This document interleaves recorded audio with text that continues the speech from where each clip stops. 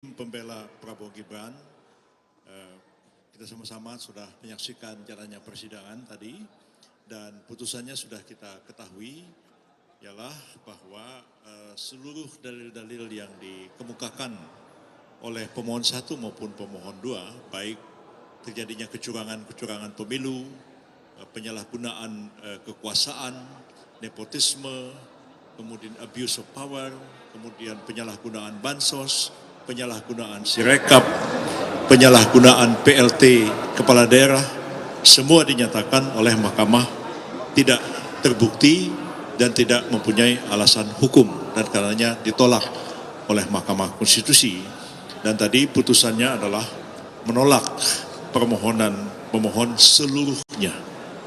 Jadi seluruhnya ditolak dan itu persis yang sudah kami kemukakan sebelum putusan ini, baik oleh Pak Otto Hasibuan, Pak Hotman, saya maupun juga Pak Kaligis, Pak Nikolai, Pak Fahri Bahmid, kami sudah meramalkan dari awal bahwa kedua pemohon itu tidak mampu untuk membuktikan dalil-dalilnya dalam persidangan, narasi-narasi saja, tapi tidak ada bukti, baik dari keterangan saksi, keterangan ahli, maupun juga dari alat-alat bukti yang dibawa ke persidangan. Bahkan 4 menteri yang diminta oleh pemohon dihadirkan, seluruhnya memberikan keterangan yang bertolak belakang dengan apa yang dinarasikan oleh kedua pemohon. Jadi putusan yang kita dengar sama-sama tadi adalah Mahkamah Konstitusi memutuskan menolak permohonan kedua pemohon seluruhnya. Berarti tindak lanjutnya selanjutnya adalah dilakukan oleh KPU untuk menetapkan pasangan calon terpilih dalam pemilihan umum Presiden Wakil Presiden 2024, yaitu pasangan Prabowo Subianto dan Gibran Rakabuming Raka. Selanjutnya kita juga sudah sama-sama mendengar tadi ada 3 orang hakim menyampaikan dissenting opinion, pendapat yang berbeda, ya, tapi seluruhnya punya pendapat yang hampir sama dan putusannya menurut mereka pertama adalah meminta seharusnya permohonan dikabulkan sebagian, yaitu dilaksanakan pemilihan umum presiden ulang di beberapa provinsi di tanah air. Tapi satu hal yang tegas adalah bahwa dalam putusan itu, ya, 3 dissenting opinion itu tidak menyinggung sama sekali tentang diskualifikasi, sama sekali tidak ada. Jadi ketiga yang dissenting opinion itu, ya seharusnya menurut mereka dikabulkan sebagian, diadakan pemilihan umum presiden, wakil presiden ulang di beberapa provinsi, tapi tetap pengikutnya adalah, pesertanya adalah ketiga paslon yang ada. Jadi permohonan kedua pemohon untuk mendiskualifikasi baik Prabowo Gibran dua-duanya ataupun hanya Gibran saja itu ditolak oleh Mahkamah Konstitusi. Itu yang harus diingat betul, ya. Jadi pencalonan Pak Gibran itu sah, ya, permohonannya ditolak untuk mendiskualifikasi kedua beliau dan juga dalam pokok perkara juga dalil-dalil yang dikemukakan ditolak oleh Mahkamah Konstitusi. Jadi meskipun ada 3 orang hakim dissenting opinion, tapi itu sama sekali tidak mempengaruhi keputusan Mahkamah Konstitusi, yakni bahwa permohonan kedua pemohonan ditolak seluruhnya oleh Mahkamah Konstitusi dan dengan demikian perkara ini dapat dikatakan quote and quote dimenangkan oleh Pak Prabowo Subianto dan Pak Gibran Rakabuming Raka. Itu aja penjelasan saya dan kami atas nama seluruh tim pembela Prabowo Gibran mengucapkan banyak terima kasih kepada para wartawan, sahabat-sahabat wartawan semua yang telah mempublikasikan acara ini sehingga dapat disaksikan oleh seluruh rakyat Indonesia, dan juga kami menyampaikan permohonan maaf kalau sekiranya selama persidangan ini ada kata-kata yang tidak sepantasnya kami ucapkan, apalagi sekarang ini masih di bulan Syawal.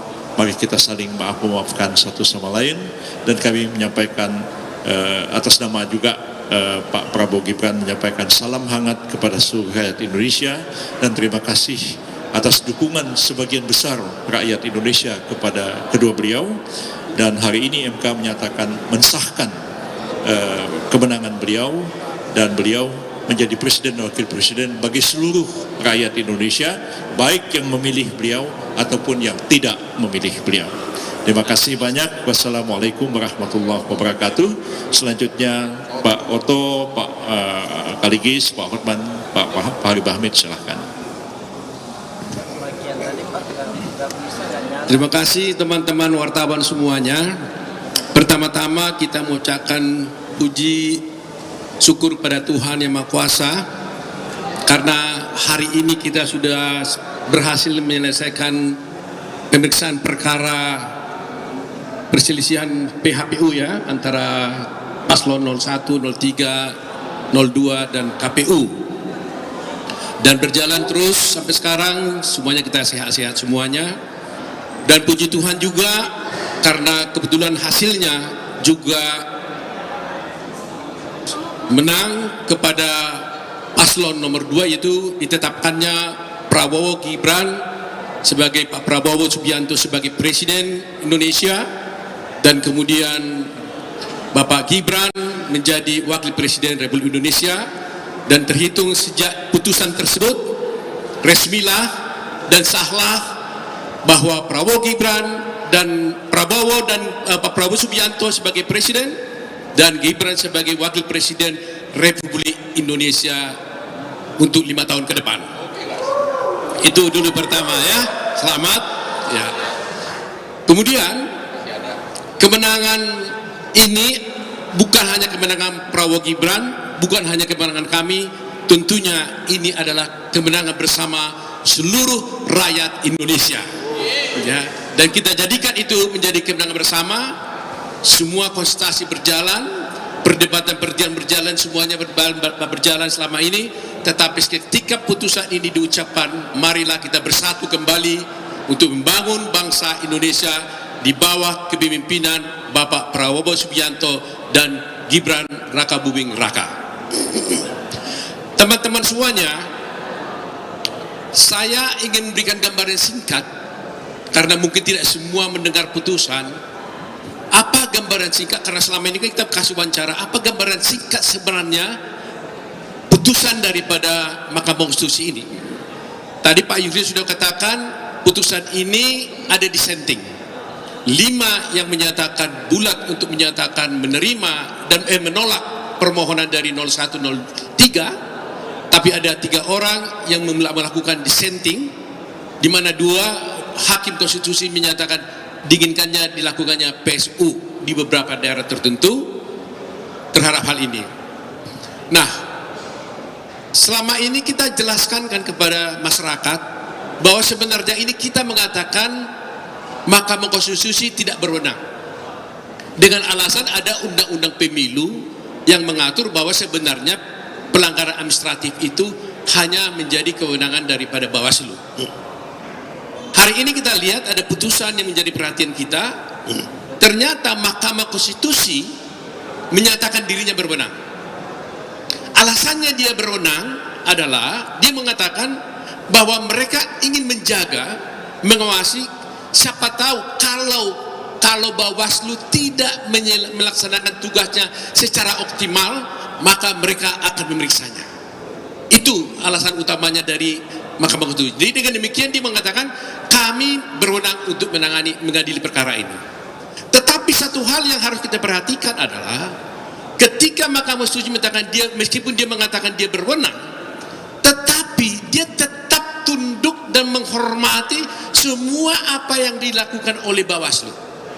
Sehingga di pertimbangannya Hakim Mahkamah Konstitusi mengatakan karena pengaduan-pengaduan ini telah diajukan ke Bawaslu dan Bawaslu telah menindaklanjuti pengaduan-pengaduan atau dugaan pelanggaran-pelanggaran yang diajukan 0103 ini ke Bawaslu dan Bawaslu sudah menindaklanjutinya, maka Mahkamah Konstitusi mengatakan tidak terbukti lagi ada pelanggaran terhadap dugaan-dugaan kecurangan yang dituduhkan oleh 01 dan 3 tapi tidak dilaporkan atau tidak diadukan ke Bawaslu. Mahkamah Konstitusi memberikan pendapat bahwa mereka telah melepaskan melepaskan haknya untuk melaporkan itu karena mereka tidak melaporkan. Jadi haknya untuk mengadu telah dianggap lepas, sehingga tidak lagi pantas dan patut diadili di Mahkamah Konstitusi ini. Itulah sebabnya Mahkamah Konstitusi konsisten jadi kita dapat satu putusan yang baru sekarang, sama dengan putusan tahun 2019 sebenarnya, bahwa mereka berwenang, tapi Mahkamah Konstitusi tetap taat dan tunduk dan menghormati semua hak-hak dan lembaga daripada Bawaslu. Ketiga, kita selama ini mempersoalkan tentang amicus curiae. Di sini telah jelas kita lihat, Mahkamah tegas menyatakan tadi bahwa telah membaca semua permohonan dari amicus curiae. Tetapi kami tidak melihat Mahkamah mempertimbangkan semua pendapat-pendapat daripada amicus curiae itu. Jadi seperti yang kita sampaikan sebelumnya itu sebenarnya kewenangan Mahkamah Konstitusi. Tapi tegas tadi mengatakan Mahkamah telah membaca, tapi sama sekali tidak dipertimbangkan satu pun permohonan dari amicus curiae itu tidak dipertimbangkan oleh amicus curiae. Nah, saya bisa maklum atas hal ini karena mungkin, tapi ini tak pendapat ya, kalau itu dibiarkan berkembang amicus curiae ini di setiap pengadilan, maka mungkin akan berpotensi menjadi intervensi kepada mahkamah maupun kepada pengadilan. Tapi itu pendapat pribadi saya, tapi mungkin ya itu sebabnya Mahkamah Konstitusi tidak mempertimbangkannya. Jadi hari ini teman-teman semuanya, dasar daripada Mahkamah Konstitusi mengatakan dari semua, jadi kita perhatikan tadi itu, satu persatu Mahkamah telah menguraikan seluruh pengaduan dugaan kecurangan oleh 01 maupun 03, satu persatu, makanya panjang.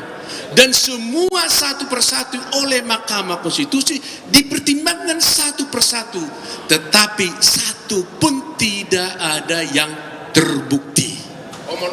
Ini ya.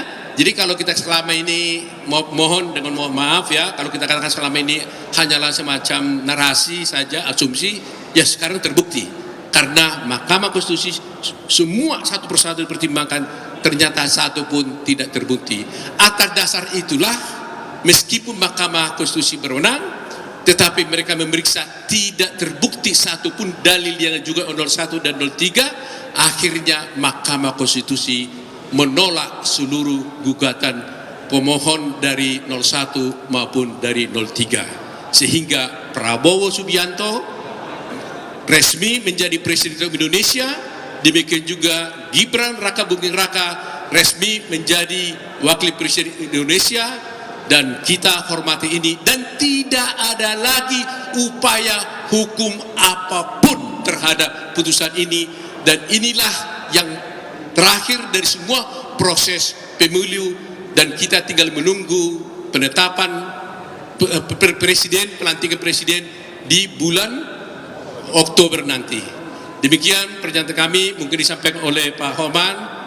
Salam dan terima kasih juga kepada semua tim advokat yang ada di sini, Pak Yusril, Pak 45 orang perhitungan, terima kasih atas semua jerih payahnya.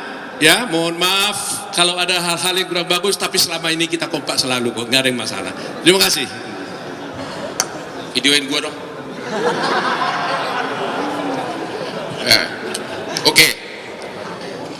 Sejak awal pemeriksaan saksi dan bukti, saya curiga kepada dua hakim. Saya selalu bisik-bisik, kenapa itu orang kalau ada bukti yang kira-kira menguntungkan 01, 03 langsung dicecar, kalau itu merugikan 02. Saya dari awal sudah mengatakan pasti nanti ini akan disenting, yaitu Prof. Eni Purbaningsih dan Saldi Isra. Dari awal persidangan saya sudah mengatakan pasti disenting. Nggak apa-apa, ini tanggung jawab saya pribadi ya. Kita kenapa? Siapa yang nyolek-nyolek? Jadi ada 3 disenting, 2 diantaranya adalah Saldi Isra sama Eni Purbaningsih, yang dari awal saya sudah curiga dia bakal disenting atau tidak akan ada niat untuk memenangkan 02 ya. Yang aneh lagi pendapatnya Profesor Eni adalah dia mengatakan dia tidak melihat bansos itu di APBN. Ini benar-benar aneh banget itu orang. Iya benar loh, dia bilang begitu tadi. Dia tidak melihat ada bansos di APBN, ya kan? Yang kedua, Saldi Isra mengatakan bahwa memang bansos itu ada, tapi dia bilang sangat masif menjelang pemilu. Yang paling aneh lagi, makanya saya dari kemarin itu saya sorot terus kepada Saldi Isra, Sirekap. Dulu saya dibentak sama dia gara-gara saya ngotot soal Sirekap. Karena Sirekap itu kan sudah tidak dipakai, yang dipakai adalah perhitungan manual. Ternyata dia tidak disenting, setuju dia sama pendapat gua itu. Ya, jadi padahal kemarin gua dibentak, hampir diusir saya dari sidang. Ya, jadi sekali lagi, dua dari hak yang disenting itu saya curiga dari awal. Ya, curiga dari awal. Sangat-sangat serius saya. Saya udah asal dia bertanya selalu yang mengarah merugikan 02. Apalagi mau ngomong apa lagi ya? Hah? Ya, oke. Pak Kaligis, silakan. Saya tidak ngomong banyak, tapi apa yang telah dilakukan oleh ketua dan wakil ketua saya, kita ini solid. Saya sudah bukukan, Anda sendiri lihat. Ini buku saya yang ke-125, judulnya Prabowo Gibran Presiden dan Wakil Presiden 2024, 519 halaman. Katanya si Hotma kasih, ya ada, semua Pak. Nggak ada. Jadi 519 halaman ini buku saya yang ke-125, semua saya dapat dari Pak Yusril, dari Pak itu. Beliau adalah ketua wakil ketua saya dan sebelum ditanya adalah Hotma Paris Hutapea. Jadi ini buku saya yang ke-125, semua apa yang beliau katakan sudah di sini. Dan beruntung hari ini keputusannya memang dikabulkan. Jadi judulnya Prabowo Presiden dan Wakil Presiden 2000 studi kasus. Terima kasih. Ya, mungkin.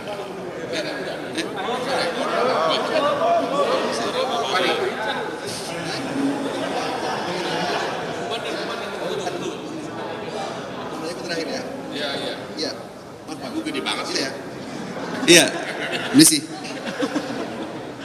Ini terhambat ini Bang Hotman. Saya mungkin singkat saja. Tadi banyak hal sudah disampaikan pengantarnya oleh Profesor Yusril, kemudian Profesor Otto, sama Bang Hotman, sama Pak Oce Kaligis. Ini salah satu agenda ketatanegaraan yang sangat penting, bahwa hari ini adalah segala perselisihan telah selesai. Dan seperti disampaikan Pak Yusril, selanjutnya KPU akan menindaklanjuti putusan ini dengan agenda pelantikan Presiden dan Wakil Presiden yang secara konstitusional itu dilangsungkan nanti pada tanggal 20 Oktober 2024. Itu satu hal. Yang kedua, putusan perkara 01 dan 02 hari ini putusan yang sangat maju sebenarnya. Sangat majunya karena kenapa? Selama ini yang seolah-olah diasumsikan bahwa Mahkamah Konstitusi sebagai mahkamah kalkulator, faktanya itu Mahkamah Konstitusi ternyata mengadili hal-hal yang secara kualitatif sebenarnya. Jadi seluruh pertimbangan hukum yang dikemukakan tadi itu semua kualitatif. Tidak ada sama sekali yang sifatnya kalkulatif. Seperti misalkan disampaikan dalam dissenting oleh Yang Mulia 3 Hakim Konstitusi tadi. Jadi Mahkamah Konstitusi pada dasarnya sudah melakukan itu. Ada lompatan besar yang sudah dilakukan. Itu yang kedua. Yang ketiga, hal yang sangat maju adalah perbaikan tata kelola pemilu itu telah dieksplisitkan dalam putusan itu sendiri. Jadi dalam putusan MK itu ada mandat konstitusional yang diberikan kepada DPR untuk perbaikan tata kelola melalui revisi Undang-Undang 7 2017. Kemudian diperintahkan kepada KPU untuk memperbaiki tata kelolanya, Bawaslu untuk memperbaiki tata kelola. Warga Indonesia dimanapun berada yang mengikuti kasus ini sejak awal sampai hari ini adalah kemenangan kita semua. Yang kedua, saya ingin atas nama TKN Prabowo Gibran menyampaikan terima kasih yang tak terhingga kepada tim advokasi ini, tim lawyer kita yang dipimpin oleh Prof. Yusril, Prof. Otto, Prof. Oce, Bang Hotman, Bang Fahri dan kawan-kawan semua, Maulana Bungaran, yang tak bisa saya sebut satu demi satu, yang luar biasa, kerja tuntas, selesai hari ini dan hasilnya maksimal. Atas nama Prabowo Gibran, kami mengucapkan terima kasih untuk teman-teman semua. Kepada rekan-rekan media, saya ucapkan sekali lagi terima kasih. Dengan demikian, tugas kami telah selesai, pesta demokrasi siklus 5 tahunan selesai, Piring yang kotor sudah kita cuci, kita kembalikan ke tempatnya agar 5 tahun yang akan datang pesta demokrasi datang lagi dan kita siap untuk berpesta lagi. Terima kasih. Ada 2 aspek hukum tadi saya kelupaan gara-gara saya dicubit dari belakang.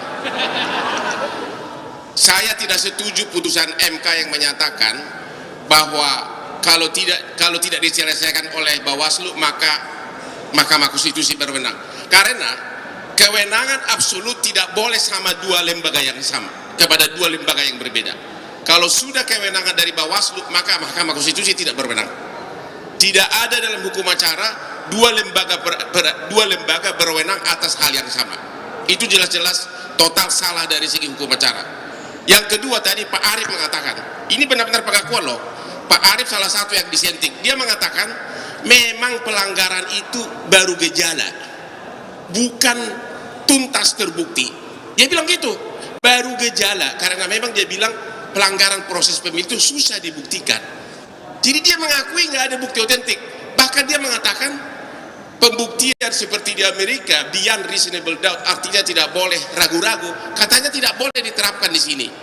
Berarti kalau tidak ada bukti yang benar-benar tuntas, suka-suka dia dong yang mutus. Itu saya salah, itu saya tetap protes. Kalau menghukum, membatalkan sesuatu, apalagi jabatan kepresidenan, harus benar-benar berdasarkan bukti. Kalau dia mengatakan gejala aja cukup. Gejala apa ini? Ya, masih ada? Ya. Penutup, saya hanya mau sampaikan permohonan terima kasih kepada Mahkamah Konstitusi yang telah mengadili perkara ini dengan baik dan kami mendapatkan hasil yang baik. Dan saya juga mengucapkan permohonan maaf sebesar-besarnya apabila ada kata-kata atau tindakan dari kami kuasa hukum Prabowo Gibran yang tidak berkenan baik kepada Hakim Konstitusi maupun kepada rekan-rekan sejawat dari kuasa hukum Capres nomor 1 dan Capres nomor 3. Dengan tulus dan ikhlas kami mengucapkan permohonan maaf, dan selanjutnya kami mengajak kepada seluruh rakyat Indonesia untuk kita bersatu kembali, kita guyup, kita rekonsiliasi, sama-sama membangun bangsa dan negara ini demi keutuhan Negara Kesatuan Republik Indonesia. Dan jangan lagi ada narasi-narasi dari provokasi-provokasi yang dilakukan oknum-oknum tertentu yang berusaha untuk memecah belah lagi bangsa dan negara ini dengan permasalahan Pilpres yang saat ini terjadi. Saya kira itu dari kami kuasa hukum mengucapkan terima kasih sekali lagi.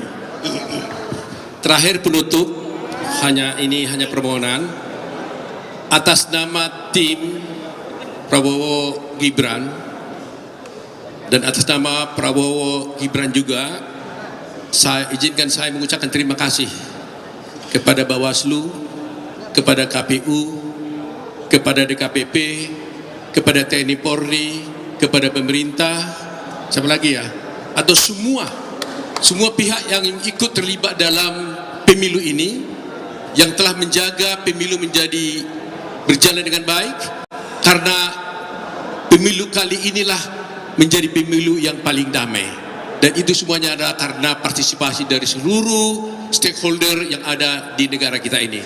Terima kasih TNI, terima kasih semuanya yang ada semuanya di sini. Terima kasih. Untuk penutupan kita akan berdansa gemoy. Mana musiknya? Kok cuma gue yang dansa? Ayo dong.